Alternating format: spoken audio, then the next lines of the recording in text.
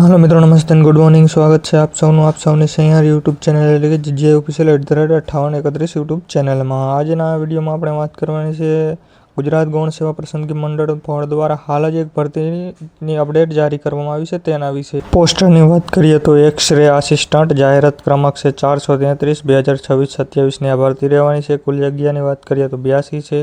ઉંમર મર્યાદાની વાત કરીએ તો 18 થી લઈને 33 વર્ષ, તેમાં પણ વર્ગ પ્રમાણે છૂટછાટ મળી રહેશે। હવે વાત કરીએ જરૂરી તારીખ અંગે તો ફોર્મ ભરવાની શરૂઆત 20/7/2026 ને 14 કલાકે થઈ જશે। ફોર્મ ભરવાની છેલ્લી તારીખ 3/8/2026 ને, જેની ઓનલાઈન ફી ભરવાની છેલ્લી તારીખ 6/8/2026 ને 24 કલાક સુધી તમે ઓનલાઈન ફી ભરી શકશો। વાત કરીએ પગારની તો 26,000 પ્રથમ સ્ટાર્ટિંગ 5 વર્ષ। વાત કરીએ અરજી ફી અંગે તો જનરલ કેટેગરીના ઉમેદવારો માટે ₹500 અને મહિલા અને અન્ય જે કેટેગરીમાં આવે છે તે લોકો માટે ₹400 ફી રાખેલ છે। અરજી ફી ભરવાનું માધ્યમ ઓનલી ફોર ઓનલાઈન જ રહેશે, જેનું કોઈ પણ શાખામાં જઈને ભરવાની નહીં, યુપીઆઈ વગેરે દ્વારા કરી શકશો। વાત કરીએ ખાસ નોંધ વિશે તો જે પણ ઉમેદવારો પરીક્ષામાં ઉપસ્થિત એટલે કે હાજર રહેનાર ઉમેદવારોને પરીક્ષા ફી પરત મળવા પાત્ર રહેશે, જે કોઈ શાખા રાખશે। વાત કરી લઈએ કેટેગરી પ્રમાણે જગ્યાની તો આર્થિક નિયામક કર્મી તાલીમ સેવા ગાંધીનગરમાં 76 જગ્યા રહેવાની છે અને અમદાવાદમાં જે કચેરી છે ત્યાં 6 જગ્યા ભરવા પાત્ર, આમ ટોટલ 82 જગ્યા। બિન અનામત એટલે કે જનરલના ઉમેદવારો માટે જે અમદાવાદમાં કચેરી છે તેની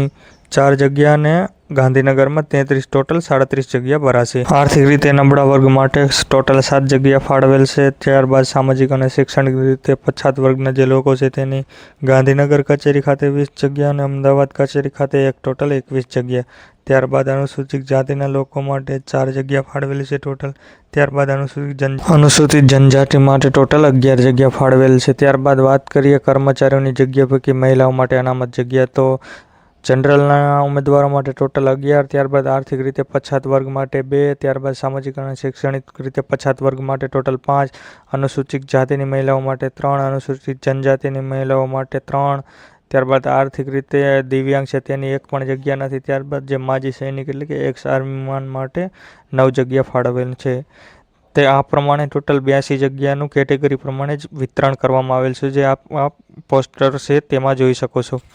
વાત કરીએ પસંદગી પ્રક્રિયા એટલે કે પરીક્ષા પદ્ધતિ વાળીમાં તો પરીક્ષા પદ્ધતિ સામાન્ય વહીવટનો એક ફકરો છે, તમે વાંચી શકો છો। વિડીયો પોઝ કરીને વાંચી લેવું, કેમ કે એમનામ વિડીયો લાંબો થઈ જાય તો પછી બોરિંગ જેવું લાગશે। ત્યારબાદ વાત કરીએ પાર્ટ એમાં જે વિષય છે તેના વિશે તાર્કિક કસોટી તથા ડેટા એન્ટર એટલે કે રીઝનિંગ છે જે 30 ગુણનું પૂછાશે। ત્યારબાદ ગાણિતિક કસોટી એટલે કે ગણિત તમારું 30 ગુણનું રહેશે। ત્યારબાદ ભારતનું બંધારણ, વર્તમાન પ્રવાહ, ગુજરાતી અને અંગ્રેજી કોમ્બિનેશન જે 30 ગુણનું રહેશે। આવી રીતે ટોટલ 60 ગુણનો પાર્ટ એ તમારો પૂછાવાનો રહેશે।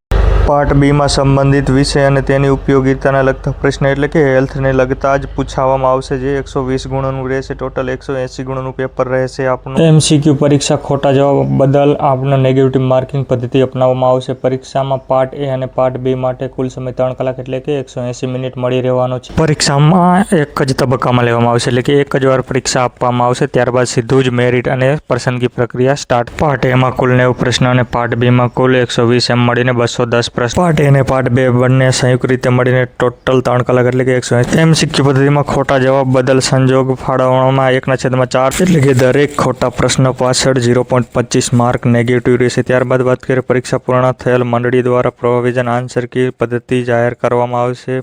પ્રોવિઝન આન્સર કી સંબંધિત ફી સંબંધિત ઉમેદવારો દ્વારા મળેલી બંધારણ વસૂલ કરવા ત્યાર ધ્યાનમાં લઈને જ કરવામાં। ફાઇનલ આન્સર કી ફીમાં કોઈ પણ કારણોસર પ્રશ્ન રદ કરવામાં આવે તો તેવા સંજોગોમાં રદ થયેલ પ્રશ્નના ગુણના બાકી રહેલ પ્રશ્નના ગુણના પ્રોરેટ મુજબ ગણતરી કરવામાં આવશે અને ઉમેદવારોએ સાચા જવાબ આપે તો તે પ્રશ્ન પ્રોડેટા મુજબ ફાળવણીમાં ગુણભાર મેળવવામાં આવશે। એટલે કે જો તમે ખોટો જવાબ આપ્યા હશે તો તે સાચા ગુણમાંથી તમારા નેગેટિવ થવા પાત્ર રહેશે। 0.25 ગુણ નેગેટિવ માર્કિંગ રાખેલ છે, એટલે કે દરેક 4 ખોટા પ્રશ્ને તમારો એક સાચો જવાબ જવા પાત્ર રહેશે। તો જો તમને નથી આવડતું તો તે તમે ખાલી છોડી શકતા નથી, એમાં તમારે એ ટીક કરવાનું રહેશે। વાત કરીએ આવેદન માટે જરૂરી ડોક્યુમેન્ટ વિશે તો નોંધની ખાસ વાત કરીએ તો પાસપોર્ટ સાઇઝનો ફોટા પાછળ વ્હાઇટ બેકગ્રાઉન્ડ અને ફોટો પાડ્યાની તારીખ સાથેનો હોવો જોઈએ, કે જે તારીખે અરજી કરવાની છે તે તારીખથી 1 વર્ષ પહેલાંનો ન હોવો જોઈએ, એટલે કે સામાન્ય તમે 1 અઠવાડિયું મહિના દિવસનો હોવો જોઈએ. બહુ જૂનો ફોટો નહીં ચાલે. સૌપ્રથમ ઇમ્પોર્ટન્ટ ડોક્યુમેન્ટ આધાર કાર્ડ, ત્યારબાદ જાતિનો દાખલો જો જેને લાગુ પડે છે તે, ત્યારબાદ નોન ક્રિમિનલ ફક્ત ઓબીસી માટે રહેશે.